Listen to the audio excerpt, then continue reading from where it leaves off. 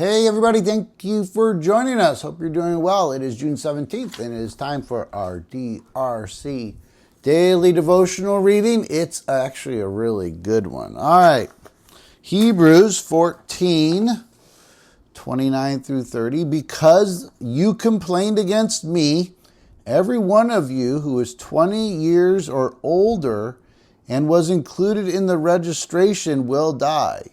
You will not enter and occupy the land I swore to give you. The Israelites faced an enormous obstacle on their way to the promised land.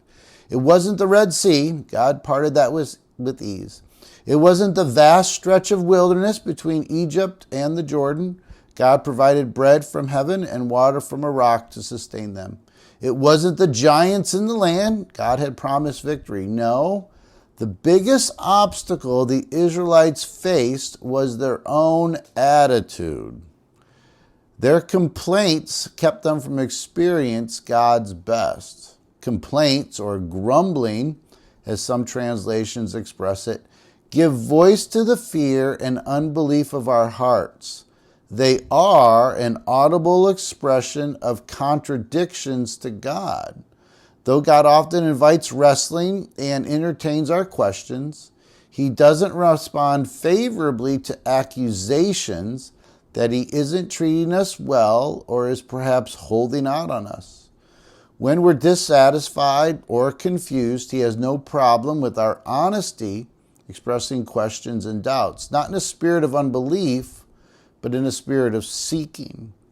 But if our true heart is making judgment against His ways, we are walking in the opposite direction of our promised land. Love it. Or at the very best, prolonging our time in the wilderness. Grumbling and complaining doesn't get us anywhere with God.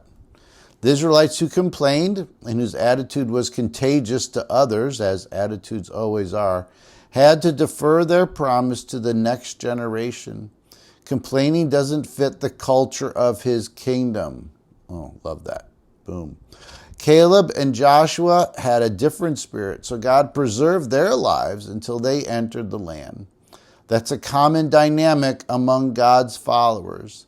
Those who submit to His processes experience fulfillment of promises. Those who complain about the processes don't. As those who seek the promise of His presence and His abundance, we have a clear choice. Here's the prayer. Lord, forgive any complaints I've uttered.